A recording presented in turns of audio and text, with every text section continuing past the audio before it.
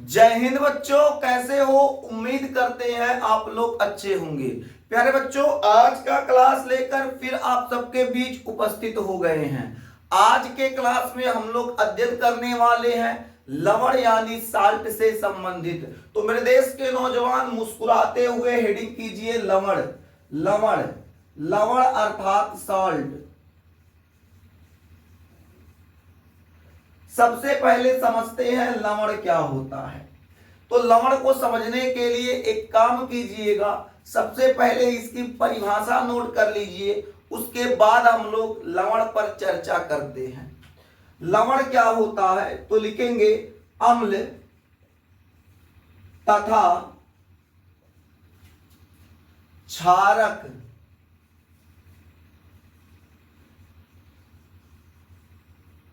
अम्ल तथा क्षारक के अम्ल तथा क्षारक के उदासीनीकरण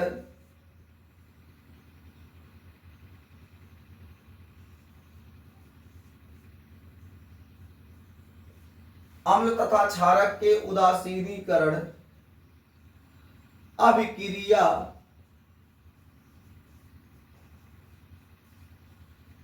उदासीनीकरण अभिक्रिया द्वारा प्राप्त ठोस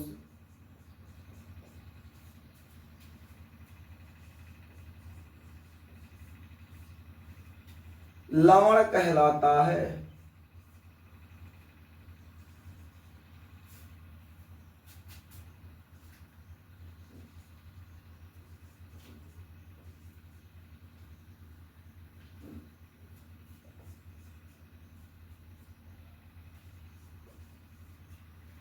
लवण कहलाता है। तो क्या लिखा गया है? लिखा गया है कि अम्ल तथा क्षारक, अम्ल तथा क्षारक, क्या लिखा गया है? अम्ल तथा क्षारक। तो अम्ल तथा क्षारक के उदासीनीकरण अभिक्रिया के पश्चात जो ठोस प्राप्त हो रहा है उसी ठोस को हम लोग क्या कहेंगे? लवण कहेंगे। अब कहेंगे सर अम्ल क्षारक तो समझ में आ रहा है, उदासीनीकरण अभिक्रिया क्या होता है? देखिए मेरे देश के नौजवान, जब अम्ल क्षारक से अभिक्रिया करेगा या जब अम्ल क्षारक से क्रिया करेगा, इसी क्रिया को उदासीनीकरण कहते हैं, क्योंकि अम्ल हमेशा क्षारक से क्रिया के उपरांत लवण का ही निर्माण करेगा। यानी हम लोग कह सकते हैं क्या, अम्ल तथा क्षारक के उदासीनीकरण अभिक्रिया द्वारा प्राप्त ठोस। भाई जब अम्ल क्षारक अभिक्रिया करेगा तो अभिक्रिया के पश्चात किसका निर्माण करेगा? तो अभिक्रिया के पश्चात बाबू ठोस का निर्माण करेगा। तो अभिक्रिया के पश्चात जो ठोस प्राप्त होगा उस ठोस को हम लोग क्या कहेंगे?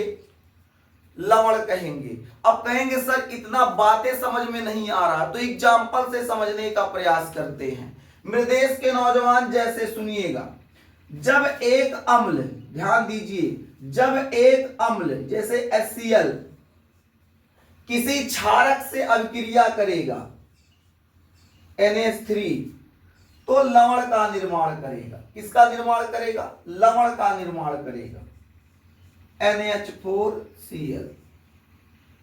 अब यहां जो HCl है हाइड्रोक्लोरिक एसिड है, हाइड्रोक्लोरिक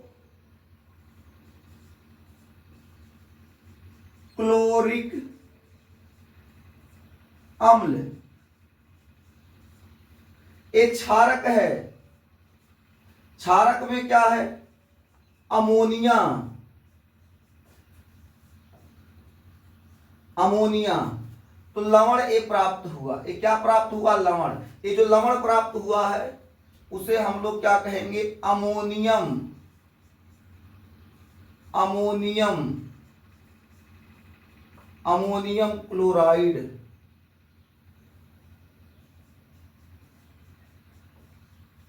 अमोनियम क्लोराइड। यानी जब अम्ल क्षारक से अभिक्रिया करेगा, जब अम्ल क्षारक से अभिक्रिया करेगा तो बाबू एक ठोस पदार्थ का निर्माण करता है जिसे हम लोग लवण कहते हैं। HCl बाबू, HCl आपका एक अम्ल हो जाएगा और अमोनिया जो आपका है एक क्षार हो जाएगा या क्षारक लिख सकते हैं, और NH4Cl आपका लवण हो जाएगा। यानी हम लोग अब क्या कह सकते हैं, देखिएगा, अम्ल तथा क्षारक के उदासीनीकरण। उदासीनीकरण का मतलब होता है जब अम्ल और क्षारक क्रिया करेंगे, इसी क्रिया को उदासीनीकरण कहेंगे। ये अम्ल है, ये क्षारक है, दोनों क्रिया किए तो इन्हीं के क्रिया को ही हम लोग क्या कहेंगे, उदासीनीकरण कहेंगे। अम्ल तथा क्षारक के उदासीनीकरण अभिक्रिया द्वारा प्राप्त ठोस लवण कहलाता है। ये अम्ल है, ये क्षारक है, दोनों जब क्या किए, क्रिया किए, इसके द्वारा जो ठोस प्राप्त हो रहा है उस ठोस को हम लोग क्या कहेंगे, लवण कहेंगे। उस ठोस को हम लोग क्या कहेंगे बाबू, लवण कहेंगे। क्या इतना बात आप लोग को समझ में आ गया? बोलिए मेरे देश के नौजवान, क्या इतना बात आप लोगों को समझ में आ गया? अब आप लोग लवण की परिभाषा बता सकते हैं। बोलिए मेरे देश के अच्छे बच्चे, क्या आप लोग लवण की परिभाषा बता सकते हैं? एक एग्जाम्पल और देखते हैं। ये तो पहला एग्जाम्पल था, एक और एग्जाम्पल देखते हैं। एक और एग्जाम्पल मेरे देश के नौजवान, एक और एग्जाम्पल, जैसे हमारे पास है HCl हाइड्रोक्लोरिक एसिड, इसकी क्रिया हम किससे करा दें, तो इसकी क्रिया हम करा देते हैं NaOH से, NaOH से सोडियम हाइड्रोक्साइड, इसे हाइड्रोक्लोरिक अम्ल कहते हैं, इसे बाबू सोडियम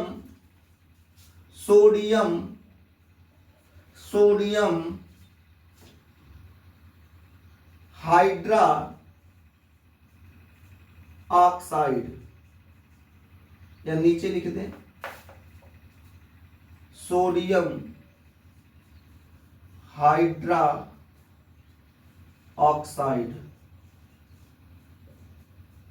तो जब HCl सोडियम हाइड्रोक्साइड से अभिक्रिया करेगा तो किसका निर्माण करेगा, लवण का निर्माण करेगा। कौन से लवण, NaCl, इसके साथ साथ जल का भी निर्माण होगा। ये बाबू आपका साधारण नमक है, साधारण नमक, इसे हम लोग क्या कहते हैं, सोडियम क्लोराइड, ये जल हो जाएगा। यानी कहने का मतलब क्या है, जब हाइड्रोक्लोरिक अम्ल, हाइड्रोक्लोरिक क्या है बाबू, अम्ल, जब हाइड्रोक्लोरिक अम्ल NaOH sodium hydroxide, sodium hydroxide क्षारक, सोडियम हाइड्रोक्साइड क्षारक से क्रिया किया तो एक ठोस का निर्माण किया। एक ठोस मतलब सोडियम क्लोराइड, साधारण नमक, इस साधारण नमक को हम लोग लवण कहेंगे, इस साधारण नमक को हम लोग लवण कहेंगे। और ये बाबू जो जल है ये आपका अलग एक पदार्थ बनेगा। यानी हम लोग कह सकते हैं जब अम्ल क्षारक से अभिक्रिया करेगा, जब अम्ल क्षारक से अभिक्रिया करेगा तो मेरे देश के नौजवान लवण का निर्माण होगा। जब अम्ल क्षारक से अभिक्रिया करेगा तो किसका निर्माण होगा, लवण का निर्माण होगा। क्या इतनी बातें आपको याद रहेंगी? बिल्कुल याद रखिएगा मेरे देश के नौजवान, याद रखिएगा, बिल्कुल ध्यान से पढ़ना है, मेहनत से पढ़ना है, दिल जान लगा के पढ़ना है, ताकि आपका रिजल्ट बेहतर आए। आप अगर आज मेहनत करेंगे तो आपका आने वाला कल सुरक्षित होगा।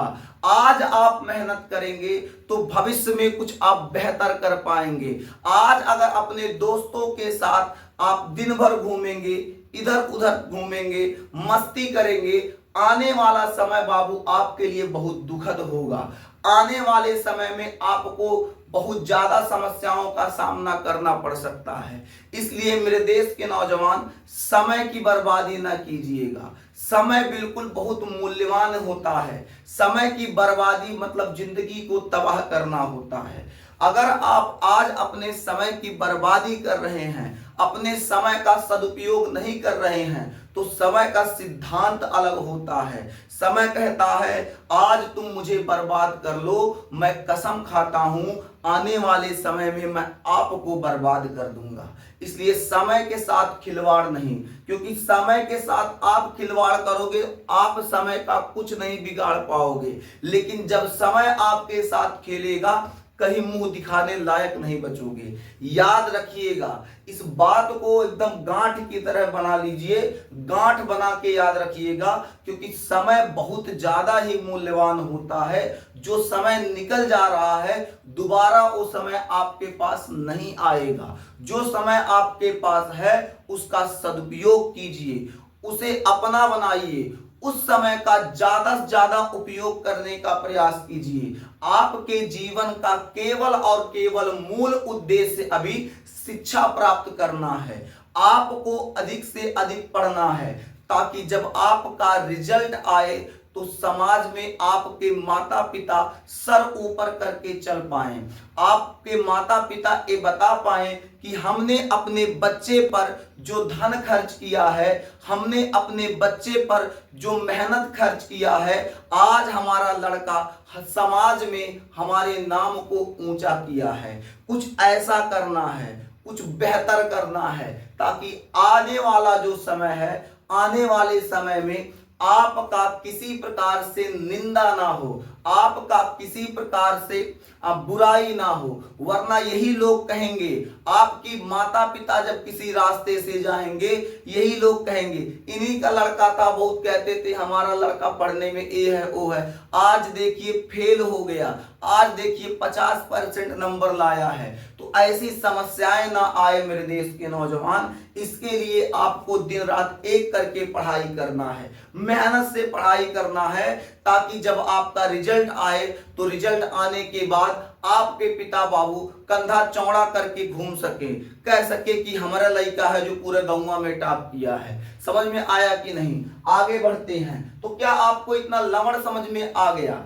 आ गया मेरे देश के नौजवान। अब यहां एक पॉइंट लिख लीजिएगा, यही बता देते हैं, एक पॉइंट याद रखिएगा, लिख लीजिएगा, नोट कर लीजिएगा। हमारे भोजन में, हमारे भोजन में, हमारे भोजन में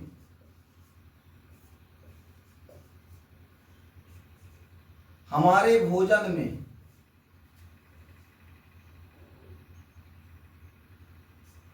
जिस लवण का उपयोग किया जाता है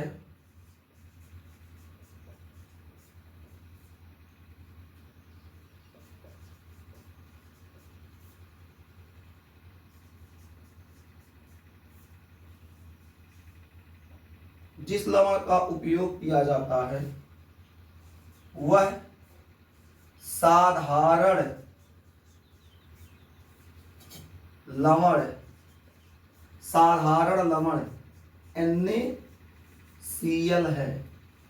क्या है? NaCl। यानी हम लोग अपने भोजन में जो लवण का उपयोग करते हैं उस लवण को हम लोग क्या कहते हैं? NaCl। यानी आपके यहाँ जब दाल बनेगा, सब्जी बनेगा, बढ़िया सा कोई पकवान बनेगा, उस पकवान में जब आप नून डालेंगे, नून, नून मतलब नमक बाबू, नमक को ही देहात में, ये जो लवण होता है, लवण को ही देहात में बाबू नून कहते हैं।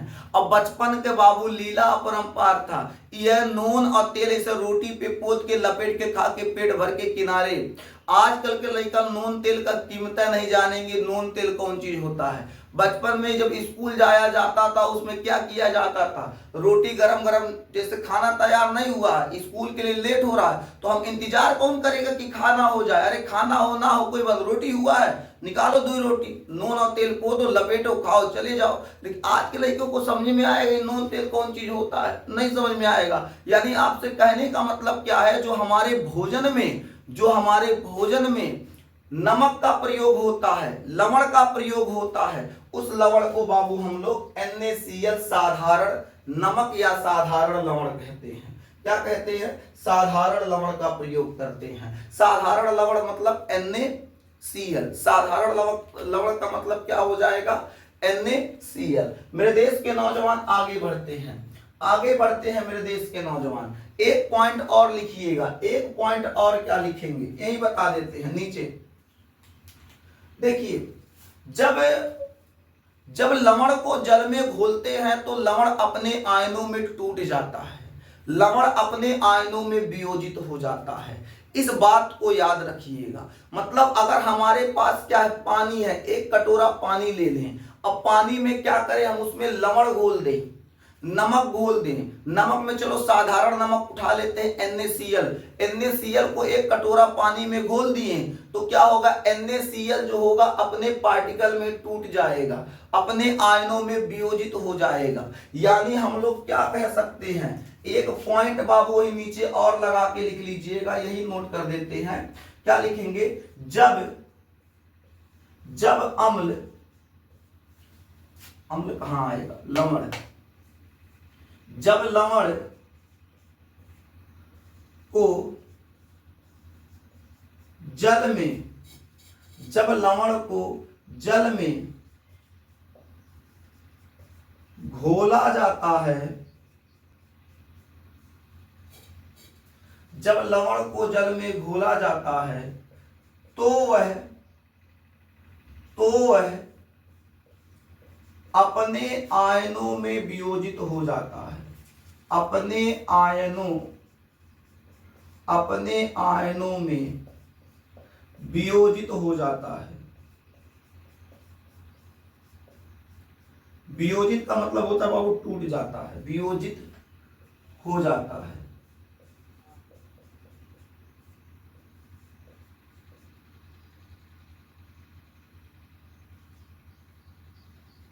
याद रहेगा।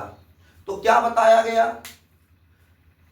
अगर लवण है, लवण को जल में घोलेंगे तो अपने आयनों में टूट जाएगा। अब कैसे क्या होगा सुनिएगा। जैसे हमारे पास है एक बर्तन, एक बर्तन है, इस बर्तन में हम लोग क्या करते हैं, लवण को घोलते हैं। पहले पानी लीजिए, इसमें क्या लिए, पानी, ये देखिए पानी ले लिए, इस बर्तन में डाल दिए पानी, पानी पानी पानी पानी डाल दिए, ये है बाबू पानी, ये क्या है, पानी। अब इस पानी के अंदर हम लोग लवण डालते हैं, नमक डालते हैं। चलो NaCl, इसी को उठा लेते हैं, NaCl को इसमें डाल दिए, NaCl। जब NaCl को यहां डालेंगे तो ये NaCl टूटेगा, Na+Cl-, यानी NaCl जब पानी के अंदर जाएगा तो बाबू ये टूट जाएगा। कैसे टूटेगा, Na+Cl-। यानी हम लोग क्या कह सकते हैं, जब लवण को जल में घोला जाता है, जब लवण को जल में घोला जाता है तो वह अपने आयनों में वियोजित हो जाता है, अपने आयनों में टूट जाता है। ठीक है। अब कैसे क्या होगा, जैसे अब यहां जगह नहीं, हम ऊपर बता देते हैं। ठीक है, ऊपर यहां बता देते हैं, चलो यही नीचे बता देते हैं। यहां जैसे हमारे पास क्या है, NaCl है, हमारे पास क्या है, NaCl है। जब इसको जल में घोलेंगे, जब इसको जल में घोलेंगे तो अपने आयनों में टूटेगा। कैसे, Na+Cl-,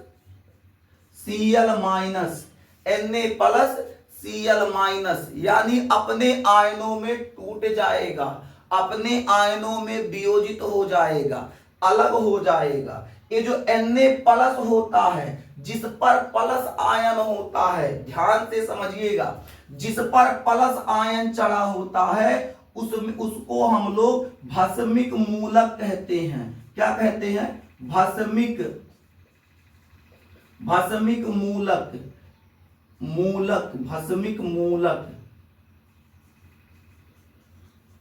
भस्मिक मूलक। एक मिनट देखिए, कट रहा है क्या,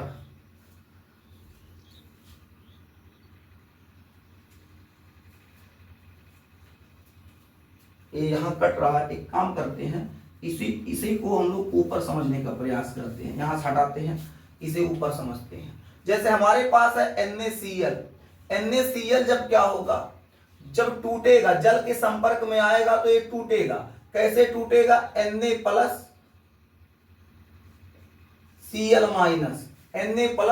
Cl minus, Na plus Cl minus. अब जिस पर प्लस आयन होगा, जो धनायन होगा, जिस पर प्लस चार्ज होगा, उसे हम लोग क्या कहेंगे? भस्मिक मूलक कहेंगे। भस्मिक मूलक कहेंगे। जिस पर माइनस आयन होगा उसे अम्लीय मूलक कहेंगे। अम्लीय मूलक कहेंगे। तो मेरे देश के नौजवान याद रखिएगा, जब लवण को जल में घोला जाता है तो अपने आयनों में टूट जाता है। अपने आयनों में क्या करता है? टूट जाता है। जो धनावेशित होता है, जिस पर प्लस चार्ज होता है, उसे भस्मिक मूलक कहते हैं। जिस पर माइनस आवेश होता है उसे अम्लीय मूलक कहते हैं। एग्जाम्पल के तौर पे एक दूसरा कोई लवण ले लें। जैसे हम एक अभिक्रिया कराते हैं, यही अभिक्रिया करा देते हैं ये ऊपर। जैसे हमारे पास क्या है? हमारे पास है HCl। बात को समझिएगा, HCl की क्रिया NaOH से करा दिए। जब HCl की क्रिया NaOH से करा दिए बाबू, तो हमारे पास क्या प्राप्त हुआ? हमको मिला NaCl। एक मिनट, NaOH से कराते, KOH से कराते हैं। चलिए, तो क्या मिलेगा आपको? KCl मिलेगा। क्या मिलेगा? KCl और जल मिलेगा। अब देखिएगा, ये तो अम्ल हो जाएगा, ये क्षारक हो जाएगा, ये आपका क्या हो जाएगा? लवण हो जाएगा। यानी लवण आपको क्या प्राप्त हुआ? KCl। अब एक KCl जो है, इसको जल में आप घोलिए।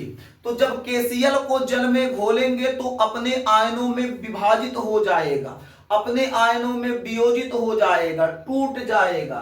तो जब KCl को बाबू, जैसे एक बर्तन है, ध्यान दीजिए, समझने का प्रयास कीजिए मेरे देश के नौजवान। एक बर्तन है, इस बर्तन में हम भर दिए पानी, पानी पानी भर दिए, और पानी भरने के बाद इसमें क्या घोल दिए? KCl। इसमें क्या घोल दिए? KCl घोल दिए बाबू, KCl। इसमें क्या घोल दिए? KCl। जब इसमें KCl घोलेंगे तो होगा क्या? जैसे है KCl टूटेगा, K प्लस Cl माइनस। कैसे टूटेगा? K प्लस Cl माइनस में टूट जाएगा। यानी ध्यान से समझिएगा, जब KCl, यहां देखिएगा, जब KCl को जल में घोला गया तो K प्लस और Cl माइनस में वियोजित हो गया। K प्लस Cl माइनस में वियोजित हो गया। K पर प्लस आवेश है, धन आवेश है, तो जिस पर धन आवेश होता है उसे बाबू भस्मिक मूलक कहते हैं। क्या कहते हैं? भस्मिक मूलक कहते हैं। भस्मिक मूलक कहेंगे। जिस पर माइनस चढ़ा होगा उसे अम्लीय मूलक कहेंगे। क्या कहेंगे? अम्लीय मूलक कहेंगे। उम्मीद करते हैं मेरे देश के नौजवान इतनी बातें आपको समझ में आ गई होंगी। उम्मीद करते हैं आपको इतनी बातें समझ में आ गई। अगर आपसे भस्मिक मूलक या क्षारीय मूलक कहिए या भस्मीय मूलक कहिए, बात एक ही है। तो भस्मीय मूलक या अम्लीय मूलक यदि आपसे पूछा जाए तो हम यही उम्मीद करेंगे मेरे देश के नौजवान, आप अच्छे से समझ चुके होंगे, आप बता ले जाएंगे। लवण कैसे प्राप्त होगा ये भी आप बता ले जाएंगे, क्योंकि अभी आपको बताए थे जब अम्ल तथा क्षारक के उदासीनीकरण अभिक्रिया द्वारा कोई ठोस प्राप्त होता है उसी को हम लोग क्या कहते हैं? लवण कहते हैं। जैसे एग्जाम्पल दिए थे, HCl है, NH3 है, हाइड्रोक्लोरिक एसिड अमोनिया से क्रिया किया तो अमोनियम क्लोराइड एक ठोस प्राप्त हुआ, यही अमोनियम क्लोराइड आपका क्या हो जाएगा? लवण हो जाएगा। इसके बाद आपको बताया गया हमारे भोजन में जिस लवण का उपयोग किया जाता है वह साधारण लवण यानी NaCl होता है। आगे बताया गया जब लवण को जल में घोला जाता है तो वह अपने आयनों में वियोजित हो जाता है, अपने आयनों में टूट जाता है। तो जब अपने आयनों में क्या होगा? टूट जाएगा। जैसे हम यहाँ एक पानी लिए, पानी में NaCl घोले तो घोलने पे क्या प्राप्त हुआ? Na अलग हो गया, Cl अलग हो गया, Na अलग हुआ, Cl अलग हुआ। अब यही चीज ऊपर यहाँ बताए, NaCl जब टूटेगा तो Na प्लस Cl माइनस में टूटेगा। जिस पर प्लस आवेश होता है वो भस्मिक मूलक होगा, जिस पर माइनस आवेश होता है अम्लीय मूलक होगा। उसी प्रकार आपको समझाने के लिए एक और एग्जाम्पल दिया गया। तो एग्जाम्पल कहां से निकाला गया? हम एक अम्ल लिए और KOH एक क्षारक है, तो जब अम्ल क्षारक से अभिक्रिया किया तो लवण प्राप्त हुआ, जल प्राप्त हुआ। अब ये जो लवण है, इस लवण को हम लोग घोले पानी में, तो जब पानी में घोलेंगे तो K प्लस अलग हो जाएगा, Cl माइनस अलग होगा। जिस पर प्लस आवेश होता है, अभी बताए थे, उसे भस्मिक मूलक कहते हैं। जिस पर माइनस आवेश होता है उसे अम्लीय मूलक कहते हैं। उम्मीद करते हैं मेरे देश के नौजवान यहाँ तक आप लोग समझ गए होंगे। अगर यहाँ तक आपको समझ में आ गया तो आज का क्लास यहीं समाप्त करते हैं। मेरे देश के अच्छे बच्चे स्वस्थ रहिए, मस्त रहिए, अच्छे से पढ़ते रहिए। फिर आपसे मिलेंगे अगले क्लास में, तब तक के लिए जय हिंद।